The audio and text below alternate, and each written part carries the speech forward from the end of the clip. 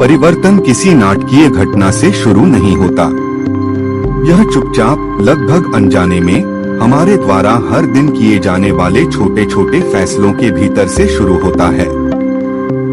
अधिकांश लोग परिवर्तन को तीव्रता, प्रेरणा या अचानक सफलता के साथ आने की उम्मीद करते हैं, लेकिन वास्तविक परिवर्तन साधारण क्षणों में, छोटे छोटे निर्णयों में और इतनी छोटी आदतों में शुरू होता है कि हम अक्सर उन्हें नजरअंदाज कर देते हैं। जेम्स क्लियर ने मानव जीवन के बारे में एक अवलोकन के साथ इस यात्रा की शुरुआत की। उन्होंने जहां भी देखा, लोगों को बेहतर बनने की चाहत रखते हुए पाया। वे बेहतर स्वास्थ्य, बेहतर दिनचर्या, बेहतर उत्पादकता और बेहतर भविष्य की कामना करते थे। उन्होंने नए लक्ष्य निर्धारित किए, नए वादे किए, विस्तृत योजनाएं बनाई और आशा की कि इस बार हालात अलग होंगे। फिर भी उनमें से अधिकांश खुद को पुरानी आदतों में वापस फिसलते हुए पाते थे। इससे एक सवाल उठा जिसने इस किताब की नींव रखी। अगर लोग सचमुच आगे बढ़ना चाहते हैं तो वे अक्सर क्यों अटके रह जाते हैं? प्रेरणा क्यों फीकी पड़ जाती है?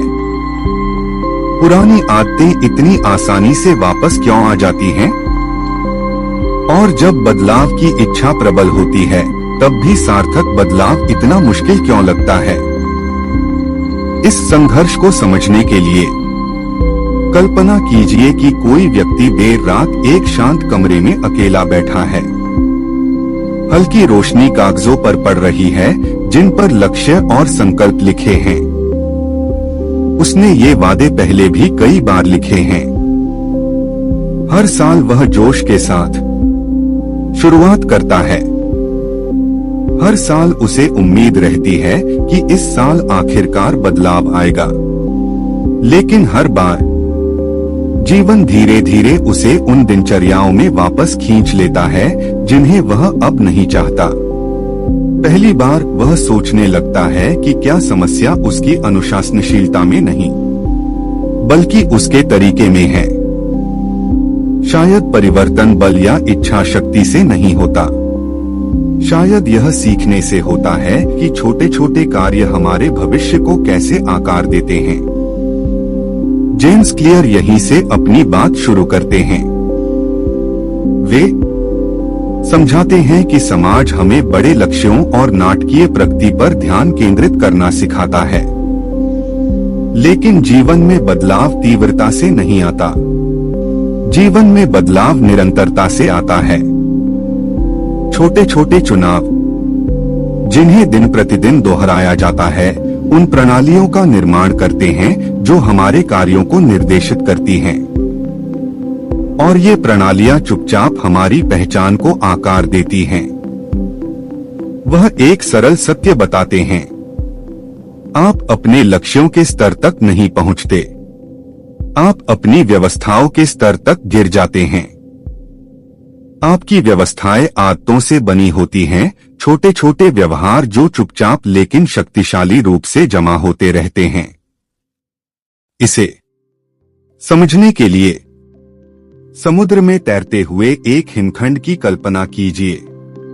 दुनिया को केवल उसका चमकीला और दिखाई देने वाला ऊपरी हिस्सा ही दिखता है, लेकिन असली संरचना सतह के नीचे छिपी होती है। ठीक उसी तरह आपकी दिखाई देने वाली उपलब्धियां आदतों की एक अदृश्य नींव पर टिकी होती हैं। लोग केवल परिणाम देखते हैं, वे उस दैनिक व्यवहार को नहीं देखते जिसने इसे संभव बनाया है। यह विचार महज सिद्धांत नहीं है।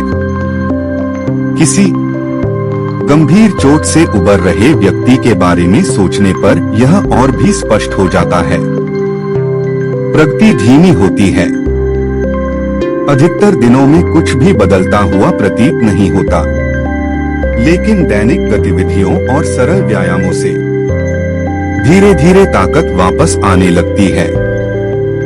समय के साथ ये छोटे छोटे सुधार जमा होते जाते हैं, यहाँ तक कि एक दिन व्यक्ति फिर से चलने लगता है, फिर दौड़ने लगता है, और अंततः पहले से भी अधिक मजबूत हो जाता है। किसी एक क्षण ने इस परिवर्तन को जन्म नहीं दिया। यह छोटे छोटे कार्यों की निरंतरता का परिणाम था। जेम्स क्लियर चाहते हैं कि आप यह समझें कि आदतें इसी तरह काम करती हैं। आप अपनी अक्षमता के कारण असफल नहीं हो रहे हैं। आप इसलिए असफल हो रहे हैं क्योंकि किसी ने आपको यह नहीं सिखाया कि छोटी छोटी आदतें दीर्घकालिक परिवर्तन कैसे लाती हैं।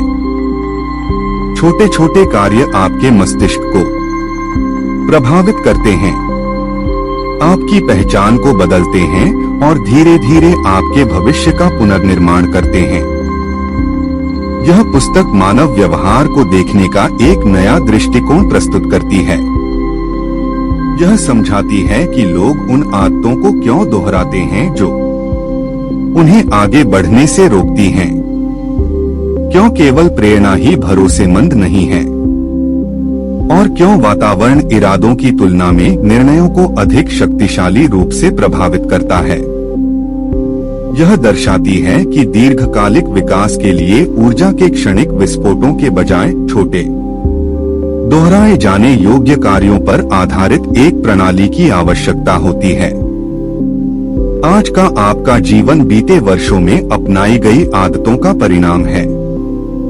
आने वाला आपका जीवन उन आदतों से आकार लेगा जिन्हें आप अभी से अपनाना शुरू करेंगे। सार्थक परिवर्तन बड़े बड़े पलों से नहीं बनता, बल्कि निरंतर प्रयास से दोहराए जाने वाले छोटे छोटे कदमों से बनता है। कल्पना कीजिए कि आप एक अंधेरे रास्ते पर चल रहे हैं। आपको पूरी दूरी दिखाई नहीं दे रही है, लेकिन कुछ कुछ कदमों की दूरी पर छोटी छोटी रोशनी एक एक करके दिखाई देती है। हर रोशनी यात्रा के अगले हिस्से को दर्शाती है। हर रोशनी एक आदत है। कोई भी एक रोशनी पूरा रास्ता नहीं दिखाती, लेकिन साथ मिलकर वे आगे बढ़ने का स्पष्ट रास्ता दिखाती हैं। परिवर्तन इसी तरह होता है। छोटी छोटी आदतें जिन्हें चुपचाप दोहराया जाता है, एक नई पहचान की राह रोशन करती हैं। और यही एटॉमिक हैबिट्स का मूल सिद्धांत है। छोटे छोटे निर्णय जिन्हें लगातार लागू किया जाए, आपके पूरे जीवन को बदल सकते हैं।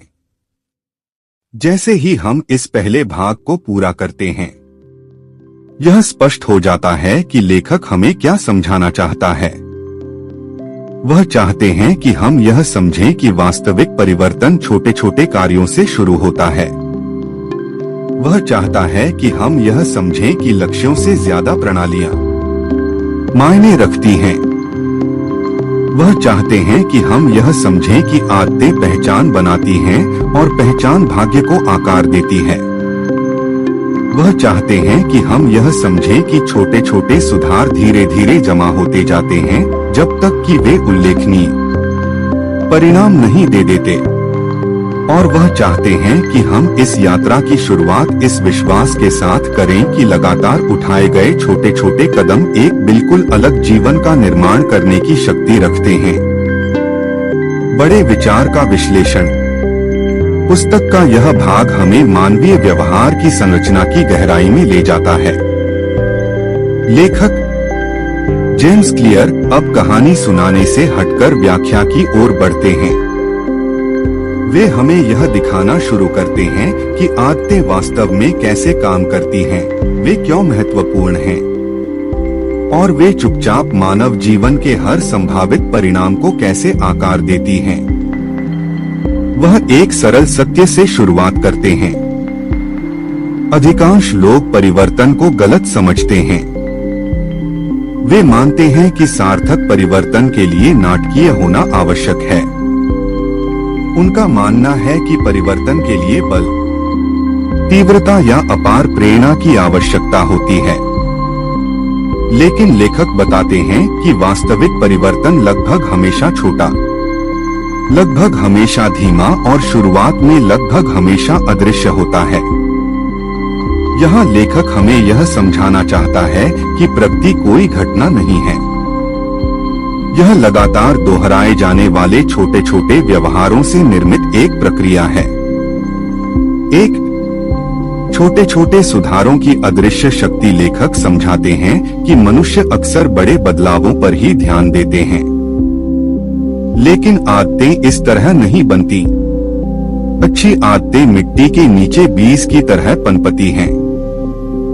कई दिनों, हफ्तों या महीनों तक कुछ भी होता हुआ नहीं दिखता, लेकिन अंदर ही अंदर जड़ें बन रही होती हैं, स्थिरता बढ़ रही होती है, मजबूती आ रही होती है।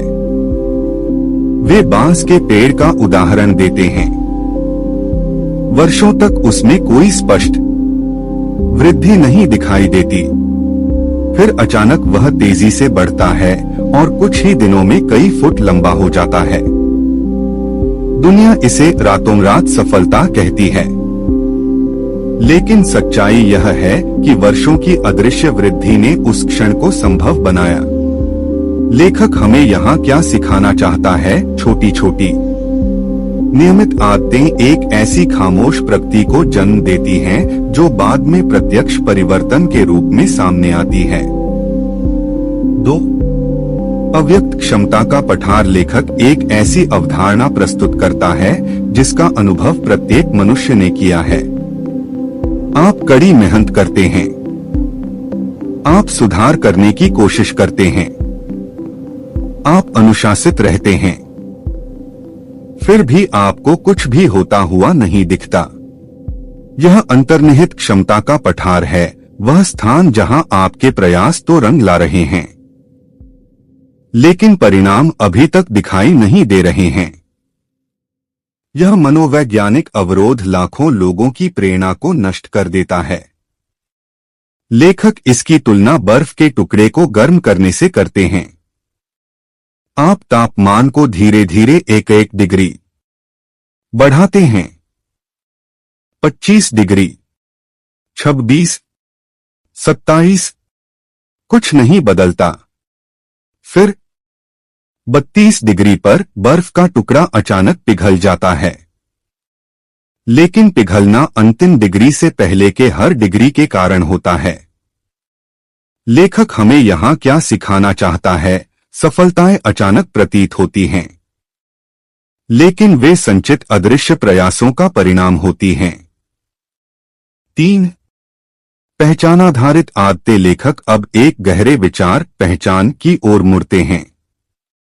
उनका कहना है कि अधिकतर लोग बदलाव की शुरुआत गलत दिशा से करते हैं। वे परिणामों पर ध्यान केंद्रित करते हैं। वे तय करते हैं, मैं वजन कम करना चाहता हूं, मैं अधिक पढ़ना चाहता हूं, मैं पैसे बचाना चाहता हूं, लेकिन परिणाम तो सतही परत मात्र हैं। सिस्टम प्रक्रिया परत हैं। पहचान सबसे गहरी परत है। लेखक का तर्क है, आप अपने लक्ष्यों के स्तर तक नहीं पहुंच पाते हैं, आप अपनी प्रणालियों के स्तर तक गिर जाते हैं, और आपकी प्रणालियां आपकी पहचान से संचालित होती हैं। एक धूम्रपान करने वाला व्यक्ति केवल निकोटीन की वजह से ही धूम्रपान नहीं करता, बल्कि इसलिए धूम्रपान करता है क्योंकि यह उसकी एक पहचान बन जाती है। मैं एक धूम्रपान करने वाला व्यक्ति हूँ। एक स्वस्थ व्यक्ति अत्यधिक अनुशासन के कारण नहीं, बल्कि अपनी पहचान के कारण स्वस्थ रहता है। मैं वह व्यक्ति हूँ जो अपने शरीर की देखभाल करता है। पहचान से व्यवहार का निर्माण होता है। व्यवहार पहचान को सुदृढ़ करता है। यह चक्र ही भाग्य का निर्माण करता है। लेखक हमें यहाँ क्या सिखाना चाहता है? अपने जीवन को बदलने का सबसे शक्तिशाली तरीका है अपनी पहचान को बदलना, एक एक करके छोटे छोटे कदम उठाते हुए। 4. आपका हर कार्य यह तय करता है कि आप भविष्य में क्या बनेंगे। लेखक इस विचार को और भी गहराई से समझाते हैं। उनका कहना है कि हर आदत एक वोट है। जब आप एक पृष्ठ पढ़ते हैं, तो आप पाठक होने के लिए वोट देते हैं। जब आप 2 मिनट तक व्यायाम करते हैं तो आप एक एथलीट होने के लिए वोट देते हैं। जब आप एक एक सिक्का बचाते हैं तो आप आर्थिक रूप से जिम्मेदार होने के लिए अपना समर्थन देते हैं। एक वोट से आपकी पहचान नहीं बदलती, लेकिन वोटों का संचय ऐसा कर सकता है। इसका मतलब यह है कि आपको परिपूर्ण होने की आवश्यकता नहीं है। आपको केवल इतना निरंतर होना चाहिए कि आप अपनी पहचान को अपनी पसंद की दिशा में बदल सकें। लेखक हमें यहाँ क्या सिखाना चाहता है? पहचान में बदलाव धीमी प्रक्रिया है, लेकिन हर छोटी सी क्रिया उस व्यक्ति को मजबूत या कमजोर करती है जो आप बन रहे हैं। 5 आदत का चक्र, संकेत, लालसा, प्रतिक्रिया, पुरस्कार। जेम्स क्लियर अब सभी आदतों के पीछे के मनोवैज्ञानिक ढांचे को प्रस्तुत करते हैं। हर आदत 4 चरणों से गुजरती है। संकेत, कोई बात आपके दिमाग को झकझोर देती है। तीव्र इच्छा, आप अपनी आंतरिक स्थिति में बदलाव चाहते हैं। प्रतिक्रिया, आपको कार्रवाई करनी होगी। इनाम, मस्तिष्क को संतुष्टि का अनुभव होता है। यह चक्र तब तक बार बार दोहराता रहता है जब तक कि व्यवहार स्वचालित नहीं हो जाता। आप जागने पर अपना फोन चेक करते हैं क्योंकि यह एक संकेत होता है। आप उत्तेजना की लालसा के कारण स्क्रॉल करते हैं। आप सोशल मीडिया खोलकर जवाब देते हैं। आपको नई जानकारी से पुरस्कृत किया जाता है। बुरी आदतें इसलिए मजबूत होती हैं क्योंकि उनका चक्र आपको तुरंत पुरस्कृत करता है। अच्छी आदतें बनाना मुश्किल होता है क्योंकि इसका इनाम अक्सर देर से मिलता है। लेखक हमें यहाँ क्या सिखाना चाहता है? आदतों को बदलने के लिए आपको उस अदृश्य चक्र को समझना होगा जो उन्हें संचालित करता है। 6 वातावरण इच्छा शक्ति से परे व्यवहार को प्रभावित करता है। यहाँ लेखक एक ऐसी बात कह रहे हैं जिसे बहुत से लोग कभी समझ नहीं पाते। व्यवहार पर प्रेरणा की तुलना में वातावरण का प्रभाव अधिक शक्तिशाली होता है। अगर आपका फोन आपके बिस्तर के बगल में है तो आप उसे जरूर चेक करेंगे। अगर जंक फूड सामने दिखेगा तो आप उसे खा ही लेंगे। अगर किताबें छिपाकर रखी जाएं तो आप नहीं पढ़ेंगे। यदि आपका कार्यक्षेत्र अव्यवस्थित है तो आप ध्यान केंद्रित नहीं कर पाएंगे। लेखक का तर्क है कि मनुष्य का आत्मनियंत्रण कमजोर होता है। पर्यावरण मजबूत है। यदि वातावरण आपकी इच्छित आदत के लिए अनुकूल हो तो वह आदत स्वाभाविक हो जाती है। यदि वातावरण आपकी इच्छित आदत के विपरीत हो तो वह आदत लगभग असंभव हो जाती है। लेखक हमें यहाँ क्या सिखाना चाहता है? अपने वातावरण को इस प्रकार से डिजाइन करें कि अच्छी आदतें अपनाना सबसे आसान मार्ग बन जाए। 7 आदतों को आकर्षक और भावनात्मक रूप से संतोषजनक बनाएं। मनुष्य व्यवहार का पीछा नहीं करते, वे पुरस्कारों का पीछा करते हैं। कोई आदत तभी मजबूत होती है जब मस्तिष्क को उसमें आनंद मिलता है। इसीलिए अस्वास्थ्यकर आदतें बनी रहती हैं, वे क्षणिक आनंद प्रदान करती हैं। स्वस्थ आदतें कठिन होती हैं, इनसे मिलने वाला संतोष विलंबित होता है। लेखक अच्छी आदतों से जुड़े छोटे छोटे भावनात्मक पुरस्कार बनाने की सलाह देते हैं। पढ़ते समय अपनी पसंदीदा चाय का आनंद लें। डायरी लिखते समय सबसे अच्छे पेन का प्रयोग करें। सफाई करते समय हल्का संगीत चलाएं। आनंद व्यवहार को आगे बढ़ाता है। लेखक हमें यहाँ क्या सिखाना चाहता है? अच्छी आदतों को वर्तमान क्षण में संतोषजनक बनाएं, न कि केवल भविष्य में। 8 आदतों का संचय मनुष्य पहले से ही अनगिनत स्वचालित दिनचर्याओं का पालन करते हैं। उठो, दांत साफ करो, कॉफी बनाओ, लैपटॉप खोलो। लेखक सुझाव देते हैं कि एक नई छोटी सी आदत को किसी मौजूदा आदत से जोड़ देना चाहिए। दांत साफ करने के बाद 1 मिनट के लिए ध्यान करें। सुबह की चाय परोसने के बाद एक पैराग्राफ पढ़ें। लैपटॉप बंद करने के बाद अपनी डेस्क को साफ सुथरा कर लें। यह विधि इसलिए कारगर है क्योंकि मस्तिष्क नई आदत को पुरानी आदत के हिस्से के रूप में स्वीकार कर लेता है। लेखक हमें यहाँ क्या सिखाना चाहता है? नई आदतों को मौजूदा दिनचर्या से जोड़े ताकि वे सहजता से बनी रहें। 9.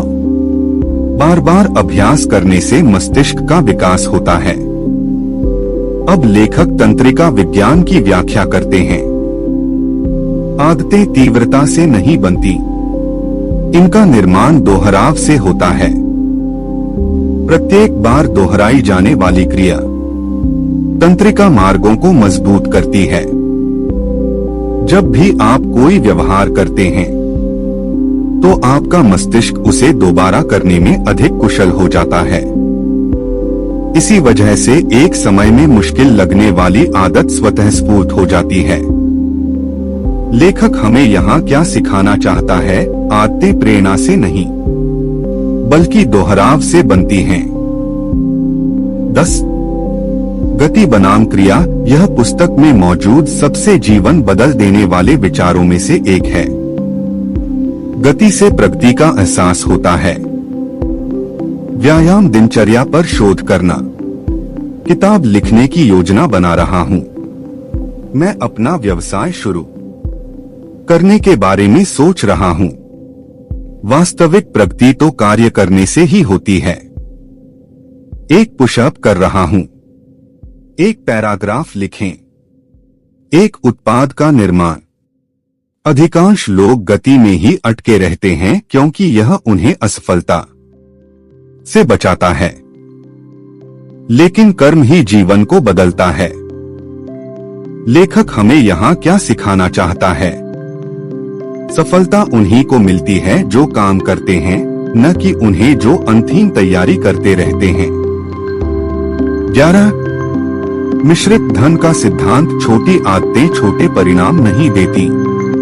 छोटी छोटी आदतें समय के साथ दोहराए जाने पर कई गुना अधिक परिणाम देती हैं। अच्छी आदतें आपके लिए लाभकारी साबित होती हैं। बुरी आदतें आपके लिए हानिकारक साबित होती हैं। प्रतिदिन 1% सुधार से एक जबरदस्त परिवर्तन आता है। प्रतिदिन 1% की गिरावट से धीरे धीरे विनाश होता है। लेखक हमें यहाँ क्या सिखाना चाहता है?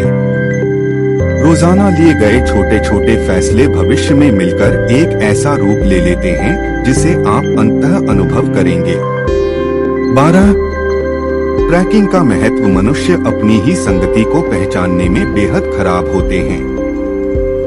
हमें लगता है कि हम जितना कर रहे हैं उससे कहीं अधिक कर रहे हैं।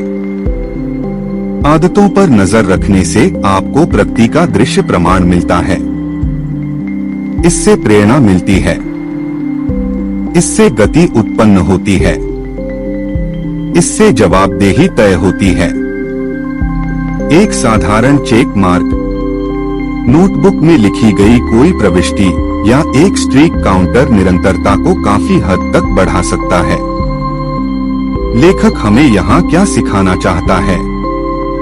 आदतों पर नजर रखना कोई सजा नहीं है, यह स्पष्टता और प्रेरणा का स्रोत है। इस भाग से हमें क्या सीखने को मिलता है? इसका सारांश भाग 2 के अंत में। लेखक चाहता है कि हम इन महत्वपूर्ण और मूलभूत बातों को समझें। छोटी छोटी आदतें दीर्घकालिक रूप से शक्तिशाली परिवर्तन लाती हैं। अभूतपूर्व उपलब्धियां अदृश्य प्रगति का परिणाम होती हैं। पहचान ही व्यवहार का आधार है। आपका हर कार्य इस बात का संकेत है कि आप क्या बन रहे हैं। आदत का चक्र सभी व्यवहारों को नियंत्रित करता है। प्रेरणा की तुलना में वातावरण आपकी आदतों को अधिक प्रभावित करता है। अच्छी आदतों को आकर्षक और संतोषजनक बनाएं। सहज निरंतरता के लिए आदतों को एक साथ जोड़ें। बार बार अभ्यास करने से तीव्रता से अधिक शक्ति मिलती है। प्रगति कर्म से होती है, गति से नहीं। आदतें मिलकर आपका भाग्य तय करती हैं। ट्रैकिंग से स्पष्टता और प्रतिबद्धता बढ़ती है। यह एक व्यापक विचार ढांचा है जो हमें आगे आने वाली गहन कहानियों और मनोवैज्ञानिक अंतर्दृष्टियों के लिए तैयार करता है। कहानी की गहन व्याख्या पुस्तक का यह भाग सिद्धांतों से हटकर कहानियों की ओर मुड़ता है, क्योंकि कहानियां उन सच्चाइयों को उजागर करती हैं जिन्हें केवल तर्क से नहीं समझा जा सकता। वे अदृश्य विचारों को दृश्य बनाती हैं। वे दिखाती हैं कि कैसे आदतें परिणाम सामने आने से बहुत पहले ही चुपचाप किसी व्यक्ति के जीवन को आकार देती हैं। प्रत्येक कहानी के माध्यम से लेखक मानवीय परिवर्तन के मनोविज्ञान की एक झलक प्रस्तुत करता है। लेखक अपने व्यक्तिगत अनुभव से शुरुआत करते हैं जिसने उनके लिए सब कुछ बदल दिया। एक वह दुर्घटना जिसने उनका जीवन बदल दिया। एक सुहाना दोपहर, एक बेसबॉल का मैदान, एक युवा एथलीट आगे बढ़ता है, इस बात से अनजान कि उसकी जिंदगी में एक बड़ा बदलाव आने वाला है। एक धातु का बल्ला झूलता है, एक गेंद हवा में उड़ती है, सूर्य की एक चमक, एक पल की चूक और गेंद सीधे उसके चेहरे पर लगती है। अंधकार, मौन, फिर दर्द। अस्पताल में दिन रातों में बदलते नजर आते हैं। हड्डियां टूट जाती हैं, सांस लेना मुश्किल हो जाता है, याददाश्त कमजोर पड़ने लगती है, ठीक होना नामुमकिन सा लगता है, कोई प्रगति नजर नहीं आती, हर दिन पिछले दिन जैसा ही लगता है। लेकिन धीरे धीरे, बहुत धीरे धीरे छोटी छोटी हरकतें वापस आने लगती हैं। गलियारे में एक कदम, बिना किसी सहारे के एक छोटी सी सांस, बिना गिरे कुछ सेकंड खड़े रहना। लेखक ने यहाँ एक महत्वपूर्ण बात सीखी। जीवन का पुनर्निर्माण नाटकीय सफलताओं से नहीं, बल्कि छोटे निरंतर कार्यों से होता है। यहाँ लेखक हमें यह समझाना चाहता है, छोटी आदतें छोटी नहीं होती, वे जीवन रक्षा के लिए आवश्यक हैं। वे पुनर्निर्माण का माध्यम हैं। वे परिवर्तन की मूक शक्ति हैं। 2. हिमस्खलन की कहानी। बर्फ से ढके पहाड़ की कल्पना कीजिए। सतह शांत दिखती है। कस्बे के लोग मानते हैं कि हिमस्खलन अचानक शुरू होते हैं, लेकिन वैज्ञानिक सच्चाई जानते हैं। हिमस्खलन की शुरुआत एक बर्फ के टुकड़े से होती है। एक बर्फ का टुकड़ा गिरता है, कुछ नहीं होता। एक और बर्फ का टुकड़ा गिरा, फिर भी कुछ नहीं हुआ। सैकड़ों और लोग अभी भी शांत हैं। सप्ताह बीतते जाते हैं। वजन धीरे धीरे बढ़ता जाता है। फिर एक आखिरी हिमखंड गिरता है, न अधिक शक्तिशाली, न ही भिन्न, लेकिन इससे संतुलन बिगड़ जाता है। पर्वत फट जाता है। लोग इसे अचानक कहते हैं, लेकिन सच्चाई यह है कि लाखों अनदेखे हिमखंडों ने ही इस परिवर्तन को संभव बनाया। यहाँ लेखक हमें यह समझाना चाहता है, बड़े बदलाव हमेशा अदृश्य आदतों का प्रत्यक्ष परिणाम होते हैं। 3. मिट्टी के बर्तन बनाने की कक्षा का प्रयोग। मिट्टी के बर्तन बनाने वाले छात्रों का एक समूह अपनी कक्षा में प्रवेश करता है। शिक्षक उन्हें 2 समूहों में विभाजित करता है। केवल एक समूह का मूल्यांकन किया जाएगा मात्रा, दूसरे समूह का मूल्यांकन केवल निम्नलिखित आधारों पर किया जाएगा गुणवत्ता। मात्रा समूह एक के बाद एक बर्तन बनाता है। कई असफल होते हैं, कई टूट जाते हैं, कई में दरार आ जाती है, लेकिन हर असफलता तकनीक सिखाती है। गुणवत्ता समूह हफ्तों तक कुछ भी नहीं बनाता। वे योजना बनाते हैं, वे रेखाचित्र बनाते हैं, वे तैयारी करते हैं, वे पूर्णता की प्रतीक्षा करते हैं, लेकिन वे कभी अभ्यास नहीं करते। सेमेस्टर के अंत में सबसे उच्च गुणवत्ता वाले बर्तन यहां से आते हैं। मात्रा समूह वह समूह जिसने पूर्णता के बजाय दोहराव पर ध्यान केंद्रित किया। यहाँ लेखक हमें यह समझाना चाहता है, निपुणता अभ्यास से प्राप्त होती है, सिद्धांत से नहीं। आदत ही उत्कृष्टता की जननी है। 4. ब्रिटिश साइकिल क्रांति दशकों तक ब्रिटिश साइकिलिंग टीम बेहद खराब थी। इतनी खराब कि पेशेवर कंपनियों ने उन्हें उपकरण बेचने से इनकार कर दिया क्योंकि इससे उनकी ब्रांड प्रतिष्ठा खराब हो जाएगी। एक नया कोच आ गया। उसने कुछ असामान्य किया। उसने किया ही व्यापक परिवर्तन की आवश्यकता है। उन्होंने हर चीज में सुधार किया 1%।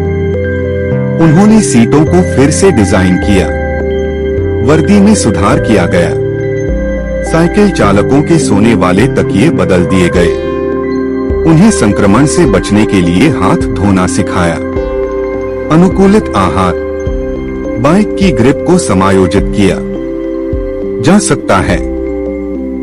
सूक्ष्म स्तर पर होने वाले परिवर्तन, छोटी छोटी आदतें। कई वर्षों बाद उसी टीम ने विश्व रिकॉर्ड तोड़े, टूर डी फ्रांस खिताब जीते और खेल पर अपना दबदबा कायम किया। लोग उन्हें रातों रात मशहूर हुए सितारे कहने लगे, लेकिन सच्चाई सीधी सादी थी। समय के साथ लगातार होते रहने वाले छोटे छोटे सुधारों ने असाधारण सफलता को जन्म दिया। यहाँ लेखक हमें यह समझाना चाहता है, छोटी छोटी आदतें लगातार दोहराए जाने पर अप्रत्याशित परिणाम देती हैं। 5. किताबों की दुकान की कहानी। एक छोटी सी किताबों की दुकान बंद होने की कगार पर है। कोई ग्राहक नहीं, कोई ऊर्जा नहीं, कोई भविष्य नहीं। मालिक बड़े बड़े मार्केटिंग अभियान चलाता है और महंगे जीर्णोद्धार करवाता है, लेकिन कुछ भी काम नहीं आता। एक दिन वह अपना दृष्टिकोण बदल देता है। वह कर्मचारियों को ग्राहकों का गर्मजोशी से स्वागत करने का प्रशिक्षण देता है। कुछ किताबों पर व्यक्तिगत हस्तलिखित नोट्स रखता है। ब्राउजिंग को आसान बनाने के लिए शेल्फ को स्थानांतरित करता है। इससे छोटे छोटे पढ़ने के कोने बन जाते हैं। इसमें एक आरामदायक कुर्सी शामिल है, एक हल्की गर्म रोशनी, एक बार में एक छोटा सा सुधार। यह दुकान एक ऐसी जगह बन जाती है जहां लोग आना पसंद करते हैं। कई महीनों बाद ग्राहक बार बार आने लगते हैं। यहाँ का माहौल ही किताबों की दुकान की पहचान बन जाता है। यहाँ लेखक हमें यह समझाना चाहता है, पर्यावरण में होने वाले छोटे छोटे बदलाव व्यवहार और अनुभवों को नया आकार देते हैं। 6. पहचान में बदलाव की कहानी। मैं धूम्रपान नहीं करता करती एक व्यक्ति धूम्रपान छोड़ने की कोशिश करता है। वह बार बार असफल होता है। जब भी कोई उसे सिगरेट ऑफर करता है तो वह कहता है, नहीं धन्यवाद, मैं छोड़ने की कोशिश कर रहा हूँ। एक दिन वह एक अलग तरह की प्रतिक्रिया देने की कोशिश करता है, नहीं धन्यवाद, मैं धूम्रपान नहीं करता करती। बदलाव होता है। अब वह इस आदत का विरोध नहीं कर रहा है। यह ऐसी चीज है जो अब उनकी पहचान का हिस्सा नहीं है। यहाँ लेखक हमें यह समझाना चाहता है, पहचान में बदलाव आदतों में बदलाव का सबसे मजबूत आधार है। 7. 2 मिनट की जिम की आदत। एक व्यक्ति वजन कम करना चाहता है लेकिन हर बार असफल हो जाता है। इसलिए वह एक अजीब नियम तय करता है। वह हर दिन 2 मिनट के लिए जिम जाएगा, केवल 2 घड़ी। वह अंदर आता है, ट्रेडमिल को छूता है, चला जाता है। लोग हंसते हैं लेकिन वह अपने रुख पर कायम रहता है। वह उस तरह का व्यक्ति बन जाता है जो दिखाता है। फिर वह ज्यादा देर तक रुकता है। फिर उसकी फिटनेस में बदलाव आता है। यहाँ लेखक हमें यह समझाना चाहता है, भले ही थोड़े समय के लिए ही सही, उपस्थित होना पहचान बनाने और दीर्घकालिक गति प्रदान करने में सहायक होता है। 8. वह लेखक जिसने अपना परिवेश बदल दिया। एक लेखक ध्यान केंद्रित नहीं कर सकता।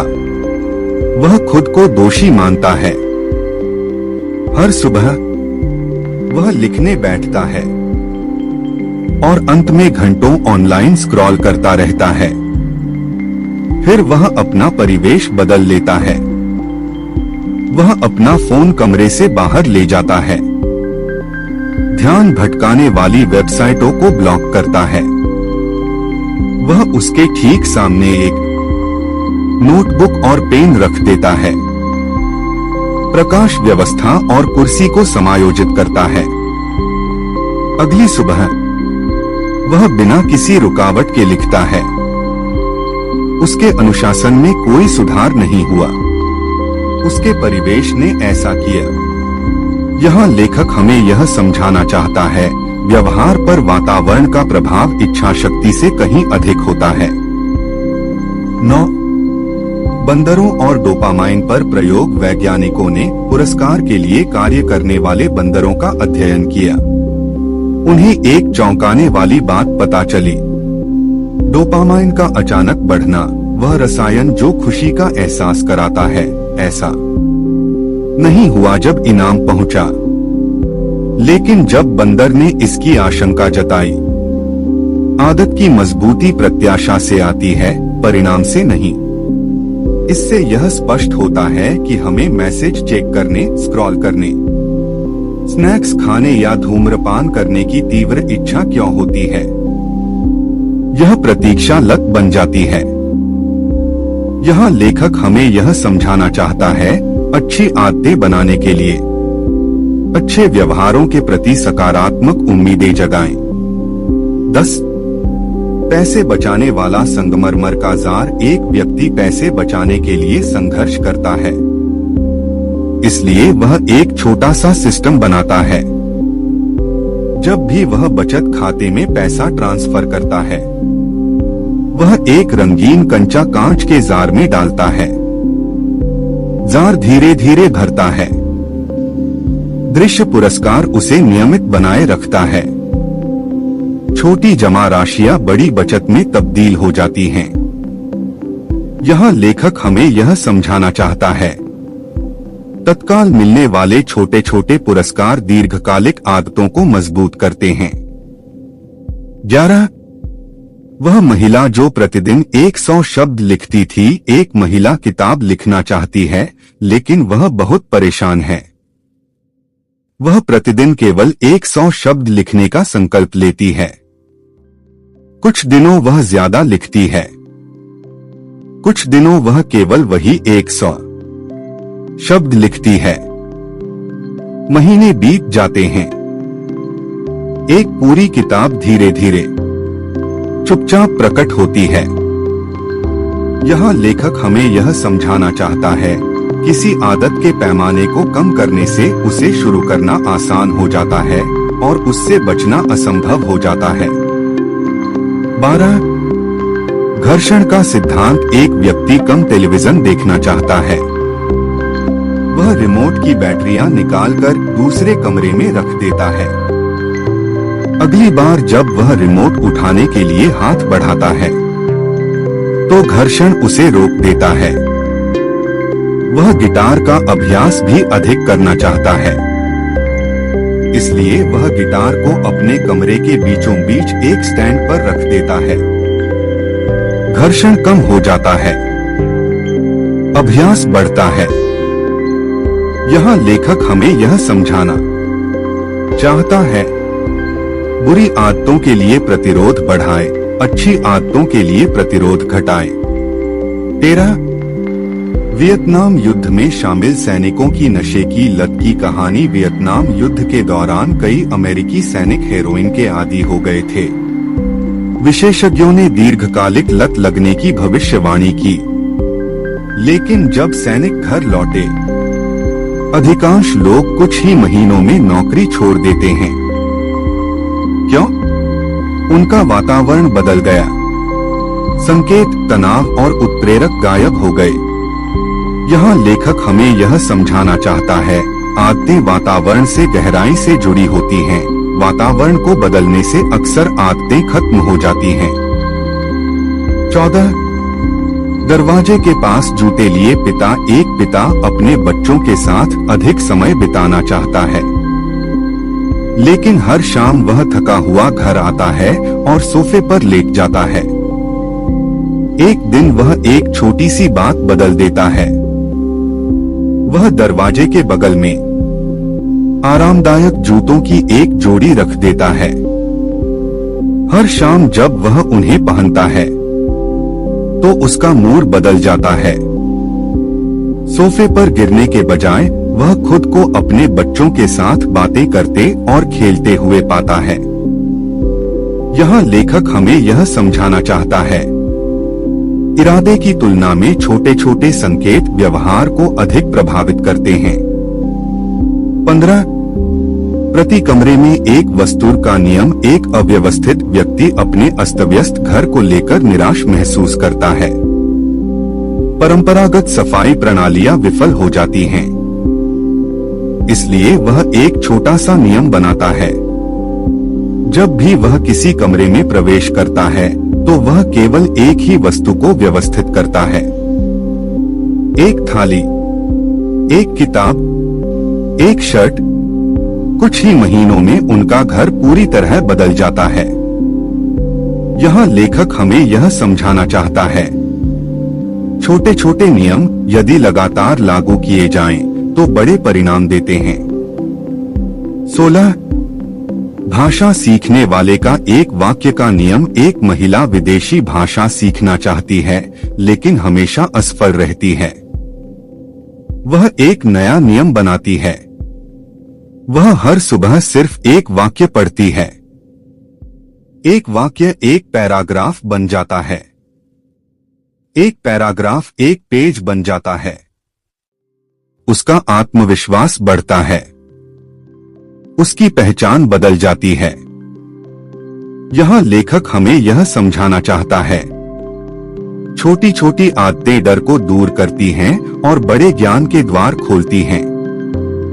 17 तलाक के बाद अपना जीवन फिर से संवारने वाला व्यक्ति। तलाक के बाद एक व्यक्ति अवसाद का शिकार हो जाता है। वह टूटा हुआ, खाली और निराश महसूस करता है। वह एक छोटी सी आदत से शुरुआत करता है। वह हर सुबह अपना बिस्तर ठीक करता है। फिर वह 5 मिनट की पैदल दूरी भी तय करता है। फिर हर रात डायरी में एक पंक्ति लिखना। महीने बीत जाते हैं। उसका भावनात्मक जीवन स्थिर हो जाता है। वह अपना आत्मविश्वास पुनः प्राप्त करता है। वह स्वयं का पुनर्निर्माण करता है। यहाँ लेखक हमें यह समझाना चाहता है, छोटी छोटी आदतें जीवन के सबसे अंधकारमय क्षणों में भावनात्मक सहारा बन सकती हैं। 18 शिल्पकार और पत्थर। लेखक इस खंड का समापन एक प्रतीकात्मक दृश्य के साथ करते हैं। एक कारीगर पत्थर के एक ठोस ब्लॉक के सामने खड़ा है। वह इसे हर दिन हल्के से थपथपाता है। कुछ नहीं होता है, कोई दरार नहीं, कोई हलचल नहीं, बदलाव का कोई संकेत नहीं, लेकिन वह जारी रखता है। बार बार टैप करते जाओ, दिन प्रतिदिन, महीने दर महीने। एक दिन एक छोटा सा फ्रैक्चर दिखाई देता है। यह फैलता है, पत्थर फट जाता है। इसके अंदर एक खूबसूरत मूर्ति आपका इंतजार कर रही है। लोगों का मानना है कि आखिरी प्रहार से पत्थर टूट गया, लेकिन सच्चाई यह है कि हर छोटे से नल ने ही इसे संभव बनाया।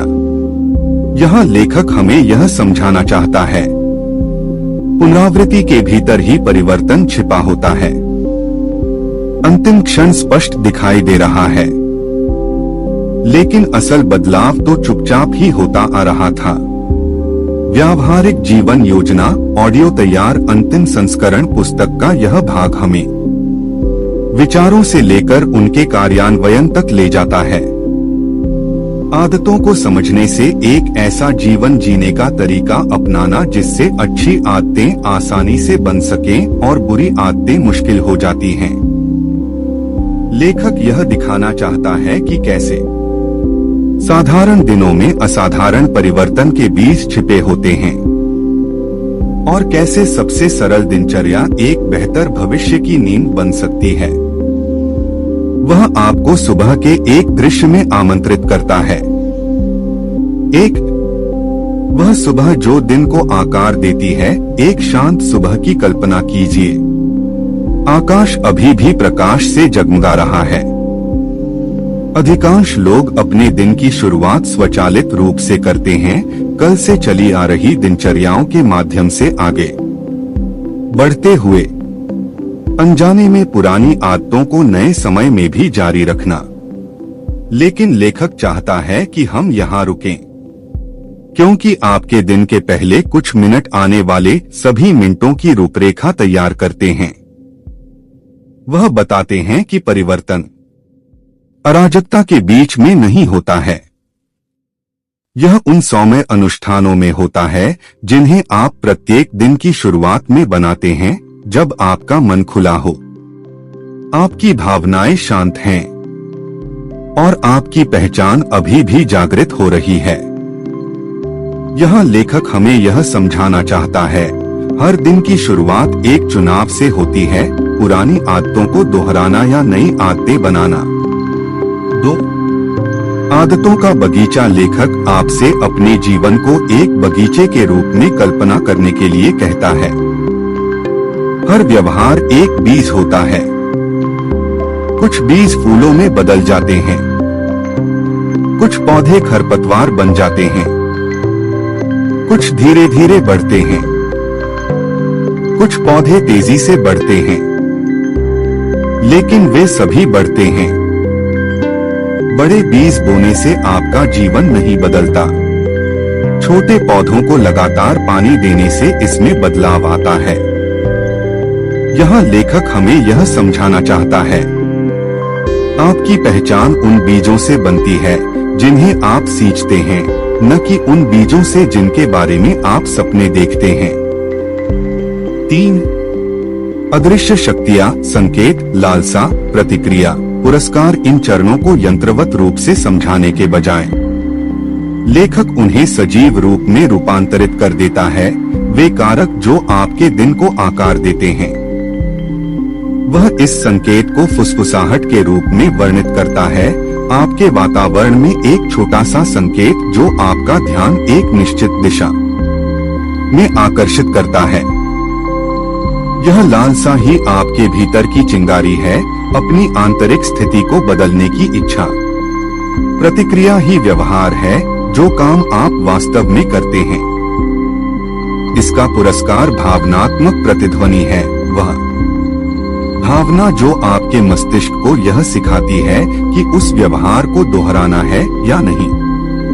यह लेखक हमें यह समझाना चाहता है, हर आदत एक भावनात्मक चक्र है, तार्किक नहीं। 4 पर्यावरण। आपका मौन साथी अधिकांश लोगों का मानना है कि वे अपने व्यवहार को नियंत्रित कर सकते हैं, लेकिन लेखक बताते हैं कि पर्यावरण हमारी समझ से कहीं अधिक चीजों को नियंत्रित करता है। वह आपको रसोई में ले जाता है। काउंटर पर 2 चीजें रखी हैं, फलों का एक कटोरा और बिस्कुट का एक डिब्बा। हाथ सबसे नजदीक की ओर बढ़ता है। जो सबसे स्वास्थ्यप्रद न हो, वह आपको एक बेडरूम में ले जाता है। तकिए के पास एक फोन रखा हुआ है।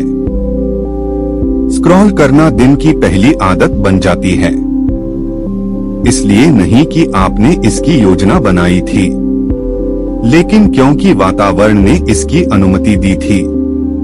वह आपको एक बैठक कक्ष दिखाता है। एक गिटार अपने केस के अंदर पड़ा है। धूल जमा होती है। तुम्हारे भीतर का संगीत खामोश रहता है क्योंकि घर्षण अभिव्यक्ति को बाधित करता है। यहाँ लेखक हमें यह समझाना चाहता है, हम अपने अनुशासन के स्तर तक नहीं पहुँच पाते।